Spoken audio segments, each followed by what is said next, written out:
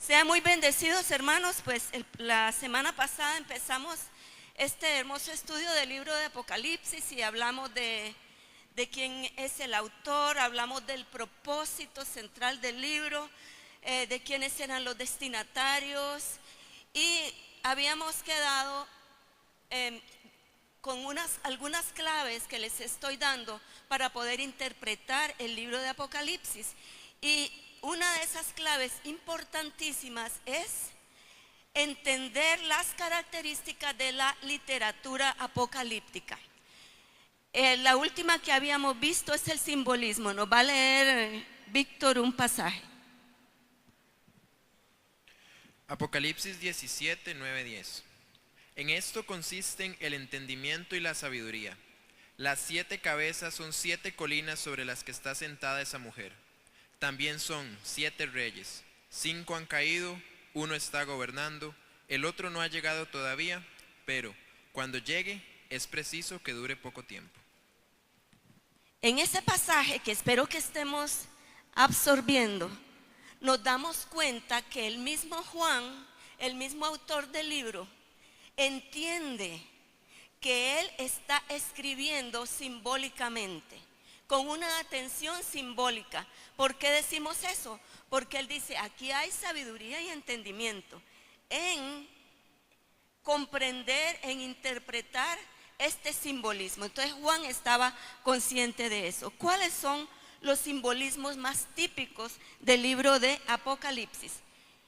Un simbolismo muy típico son los colores. A ver, así rápidamente, ¿qué colores son simbólicos en el Apocalipsis? El rojo, el blanco, ¿cuál otro? El negro, el amarillo, el verde, el escarlata. Sí, los colores son simbólicos y tienen un significado a los valores que nosotros les damos a los colores actualmente. Por ejemplo, ¿cuál es el color que tipifica la maldad, la sangre y la guerra? No, el negro en el Apocalipsis significa la noche, la oscuridad física. ¿Cuál es el color que simboliza el pecado, la guerra? El rojo, llamado más bien escarlata. El rojo o escarlata. El blanco, ¿qué significa? Significa la victoria. Jesús viene, el jinete en el caballo blanco, la victoria, lo celestial. Otros colores simbólicos, como ustedes dijeron, son el verde. ¿Qué significa el verde? La esperanza es el valor simbólico de nuestro tiempo. En el Apocalipsis significa la muerte. Entonces, ¿verdad? No podemos entrar a todos los detalles, pero los colores son muy, muy simbólicos. Otros simbolismos muy importantes son los números. A ver, ¿quiénes recuerdan números simbólicos en el Apocalipsis? El 7, ¿qué significa el 7? Lo completo, lo perfecto, lo bueno, con excepción de la parodia de la mujer y el dragón, con las 7 cabezas, ahí no, pero... ¿y el 6? ¿Qué significa el 6? Lo incompleto, lo malo. Por lo general, también hay excepciones, ¿verdad? Como la de los seres vivientes. Otros colores típicos simbólicos son el número 3, para Dios. ¿Cuál es el número que se utiliza para simbolizar el pueblo de Dios? El 12, 12 apóstoles, 12 tribus, los 12 ancianos de Israel, los 12 patriarcas. El 40, que significa también la naturaleza, o el 4, que es un múltiplo. Seguimos con los simbolismos típicos, los animales. A ver, por este lado, ¿qué animales recuerdan que son simbólicos y de gran importancia? A ver. El caballo, ajá. Cristo vendrá en un caballo blanco. Bueno, no necesariamente, ese es un símbolo, ¿verdad? Eso es simbólico. El caballo, ¿qué más? ¿Qué otros números son simbólicos? Sí, perdón, animales. El dragón, la serpiente antigua, Y para Jesús, el cordero y el león. Entonces, estos animales sirven como para darle una fuerza dramática muy poderosa a los escritos. ¿Recuerdan ustedes que otro libro que es apocalíptico del Antiguo Testamento habla de 4 bestias, 4 animales? El libro de Daniel en el capítulo 7. Y esos animales simbolizan reinos, naciones, reyes. Entonces, los animales son otro gran simbolismo. Gracias, Joseph.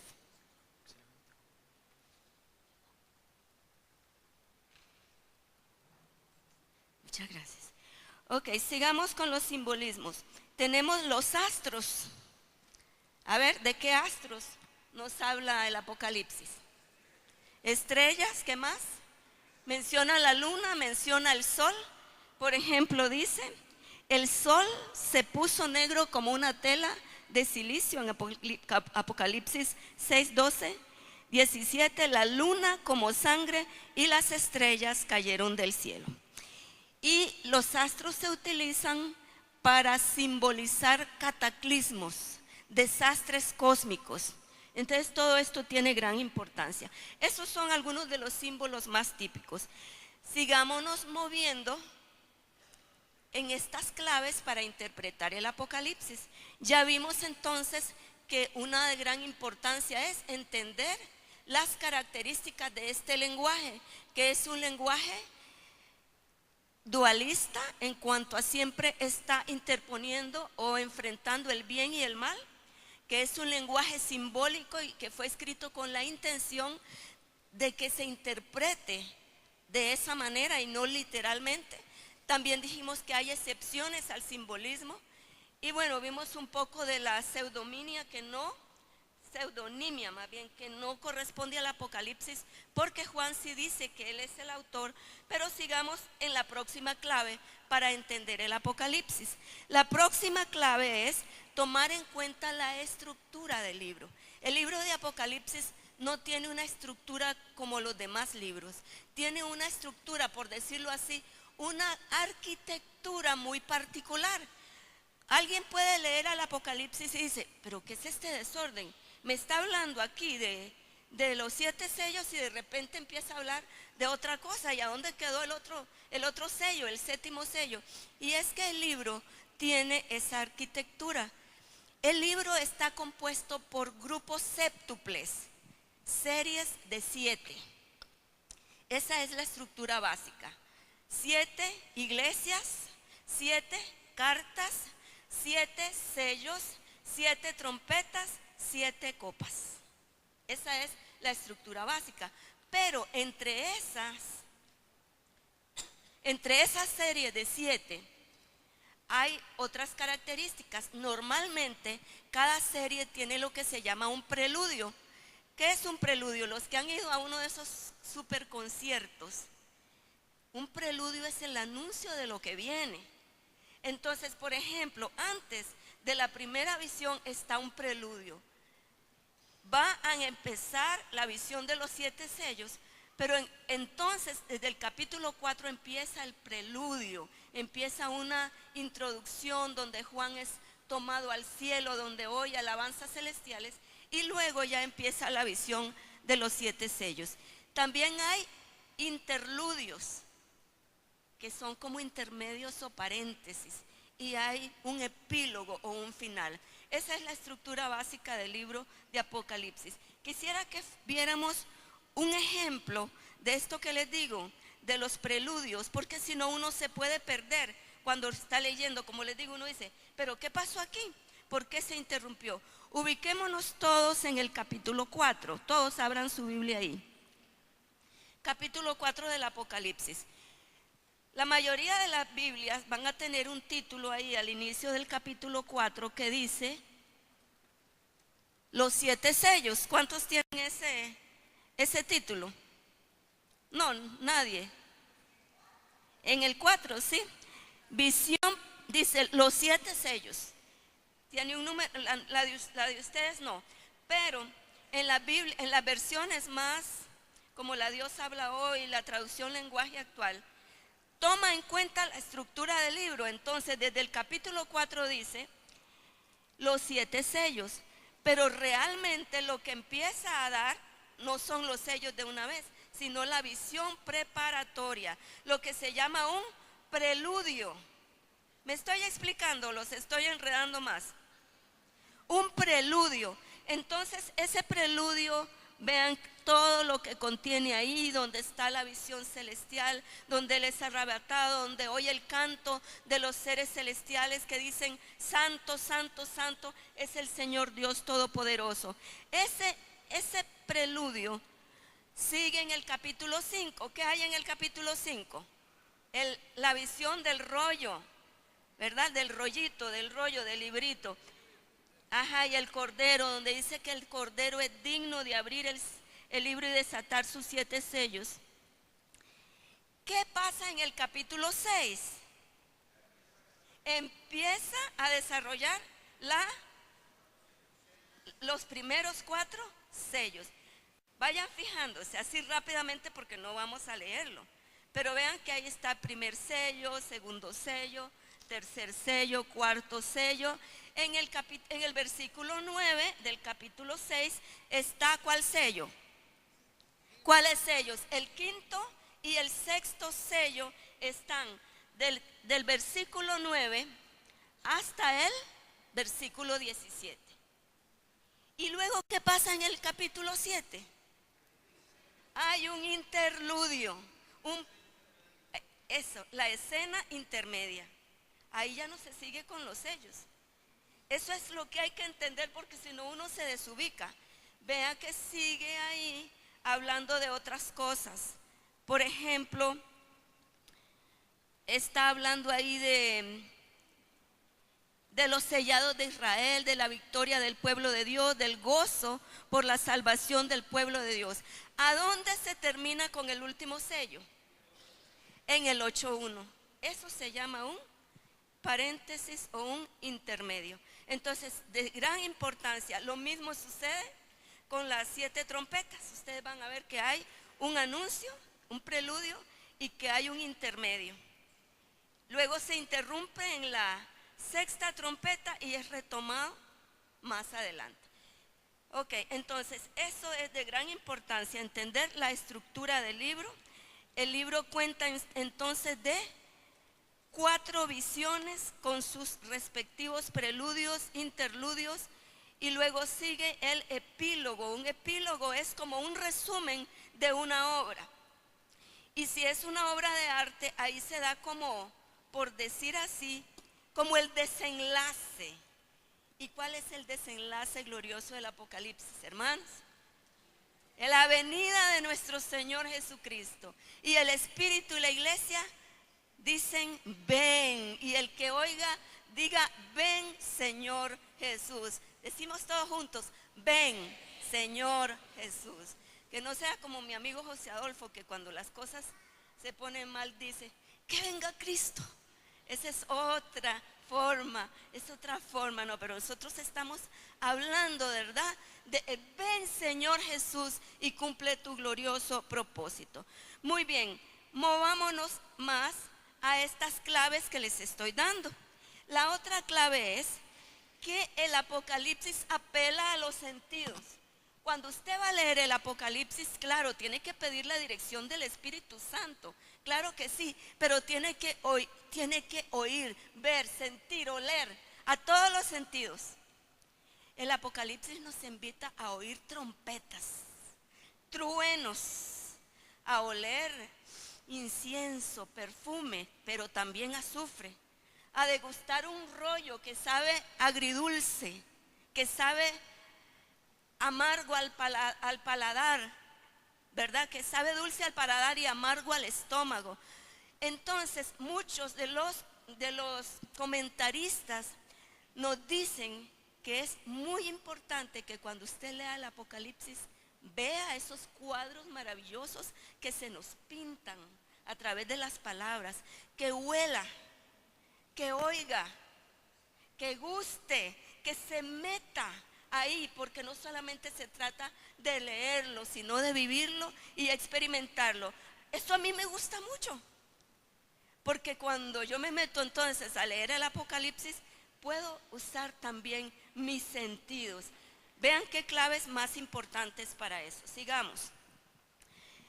Otra clave es que definitivamente debemos de leer, interpretar el Apocalipsis exegéticamente, respetando el texto. Hay cualquier cantidad de interpretaciones, pero algunas son puro bateo, hermanos, puro bateo. Debemos respetar el texto, descubrir el mensaje original o a los lectores originales y de ese mensaje extraer los principios inalterables para nuestro tiempo. Pero había un mensaje para la iglesia afligida, la iglesia triste, la iglesia en persecución. De ahí, ¿qué podemos aplicar ahora en nuestro tiempo y qué ha aplicado la iglesia en tiempos pasados y aplicará en los tiempos venideros? Víctor. Si pueden, busquen rápidamente Apocalipsis 22, 18 y 19.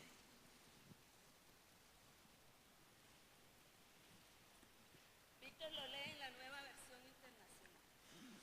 A todo el que escuche las palabras del mensaje profético de este libro le advierto esto.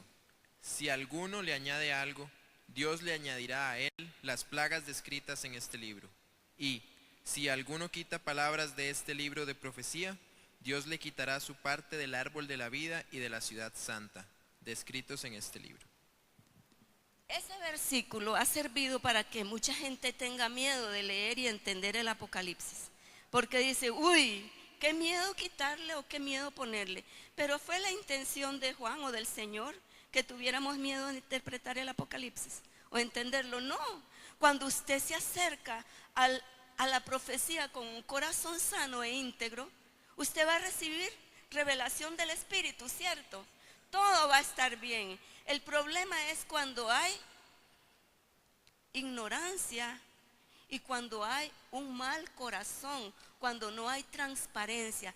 Pero la Biblia dice que el que anduviera en el camino de santidad, por torpe que sea, no se extraviará. Y eso también se aplica a la interpretación de la profecía bíblica. Así es que no tengamos miedo, pero sí debemos tener cuidado y respeto a la hora de acercarnos. Exegéticamente significa buscar el mensaje central y luego buscar las aplicaciones, respetar el texto siempre. Actualización contextualizada consiste en buscar el mensaje dentro del mensaje. O sea, el mensaje original, buscar el mensaje actual dentro del mensaje original. Un ejemplo, el 666, que hace que se le pare el pelo a mucha gente. Y normalmente lo que estamos pensando cuando leemos todo ese capítulo es en ya la venida del anticristo y todo lo que nosotros sabemos que ya está establecido, ¿verdad?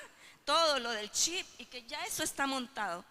Pero ¿cuántas veces nos pusimos a analizar cuál era el mensaje para las iglesias que recibieron originalmente esta carta?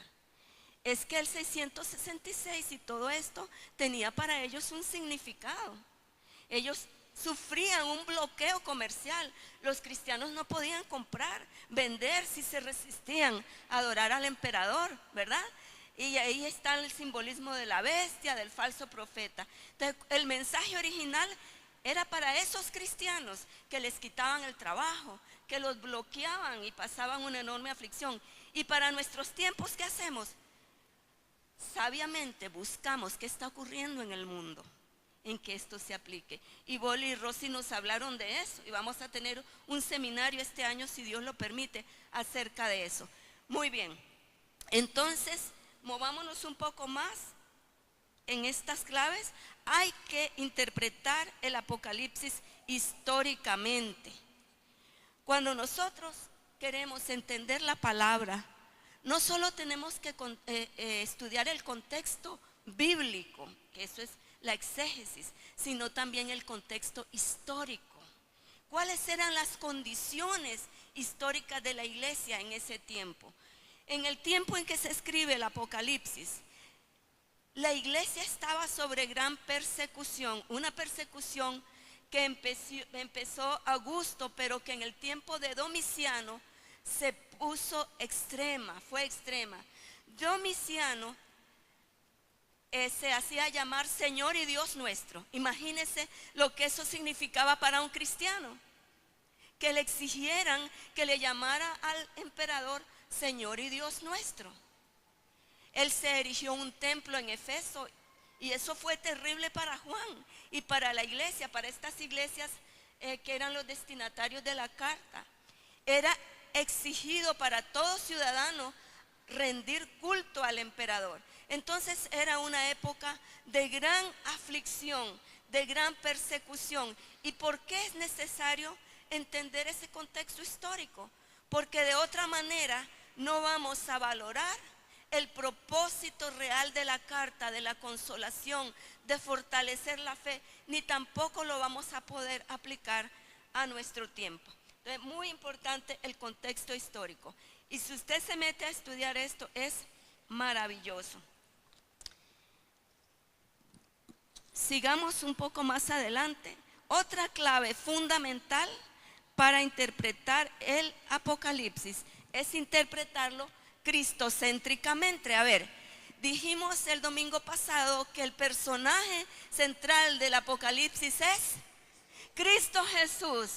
Él aparece como el Señor de la historia. Pero ¿qué pasa, hermanos? Que en el Apocalipsis la persona de Cristo aparece rodeada de muchas imágenes, de muchos personajes y de muchos símbolos. Entonces corremos el riesgo de prestar atención más bien a estos símbolos, a estos personajes, que a Cristo Jesús. Y alguien dijo que a veces se lee el Apocalipsis prestando más atención a la bestia que al cordero, al dragón que al león de la tribu de Judá. No, siempre nuestra atención debe estar centrada en Jesucristo y en sus propósitos para la iglesia universal. Si nosotros leemos el libro cristocéntricamente, vamos a descubrir que nos produce un gozo que ningún tirano en el mundo nos podrá quitar, que nos va a producir una fortaleza que nos ayudará incluso a dar nuestra vida con gozo por Cristo Jesús si fuere necesario. Otra clave: debemos interpretar el Apocalipsis imaginativamente. Hay que activar la imaginación consagrada y vivir esos episodios, vivir esas visiones y respirar y vivir esa esperanza que nos infunden. Próxima clave: pastoralmente. El Apocalipsis tiene una intención profundamente pastoral. El Señor que da la visión es el gran pastor de las ovejas, como lo dice Hebreos 13:20. Esas cartas, ustedes leen las cartas, las 7 cartas, son cartas pastorales de consejo. Son cartas que invitan al arrepentimiento, a corregir la vida, a corregir sus caminos. Entonces son pastorales. Y Juan también tenía un corazón profundamente pastoral. Como les dije la semana pasada, él era conocido como pastor en esas congregaciones, un corazón pastoral muy tierno. Entonces, el Apocalipsis nos puede servir de gran ayuda en la pastoral de acompañamiento en tiempos de crisis. Es hermoso, es maravilloso cómo acompañar a las personas en tiempos de crisis. Se sabe que históricamente los mártires leían el Apocalipsis cuando estaban en la cárcel esperando su muerte. Y eso los animaba, eso los llenaba de fortaleza. Eso hacía que enfrente de la rabia del emperador murieran con una sonrisa y un canto de alabanza en su boca. Entonces, leamos e interpretemos el Apocalipsis pastoralmente. La próxima clave hay que leer e interpretar el Apocalipsis proactivamente.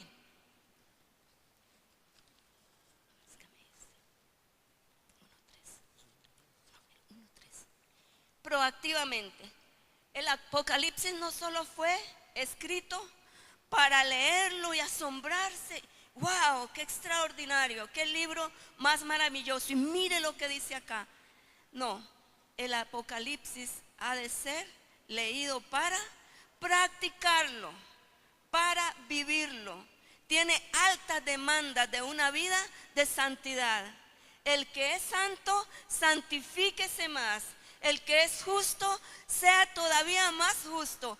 Y el que anda embarrialado, que se embarriale más. Es bien radical el Apocalipsis. Víctor. Bienaventurado el que lee y los que oyen las palabras de esta profecía y guardan las cosas en ella escritas, porque el tiempo está cerca. ¿Quiénes son bienaventurados? ¿Quiénes son? Los que leen, los que oyen y los que guardan, prestan atención, ponen en práctica proactivamente. ¿De acuerdo? Altas demandas. Ese versículo era el 1:3, ¿verdad? Apocalipsis 1:3. Muy bien, hermanos. Quiero que todos busquen Apocalipsis 4, del 4 al 8. Víctor nos lo va a leer en la nueva versión internacional. Apocalipsis 4, del 4 al 8. Ok, Víctor. Sigan la lectura, aunque tengan otra versión. Yo, Juan, escribo a las 7 iglesias que están en la provincia de Asia. Gracia y paz a ustedes de parte de aquel que es y que era y que ha de venir, y de parte de los 7 espíritus que están delante de su trono, y de parte de Jesucristo, el testigo fiel, el primogénito de la resurrección, el soberano de los reyes de la tierra, al que nos ama y que por su sangre nos ha librado de nuestros pecados, al que ha hecho de nosotros un reino de sacerdotes al servicio de Dios su Padre. A él sea la gloria y el poder por los siglos de los siglos. Amén. Miren Ese es, Apocalipsis 4, del 4 al 8. debe ser 1:4. Perdón, debe ser 1:4 del 4 al 8. Perdón, pero ya está bien. Bueno, es 1, perdonen, 1 del 4 al 8, pero es un pasaje tremendo. Pueden verlo ahí rápidamente, véanlo en su Biblia. ¿Qué es lo que pasa en este pasaje? Juan está contemplando al Cristo exaltado, ¿ok? Que lo llama, que le dice que le va a revelar estas cosas. ¿Y qué es lo que pasa? Del corazón, del espíritu de Juan, surge una doxología. ¿Qué es una doxología?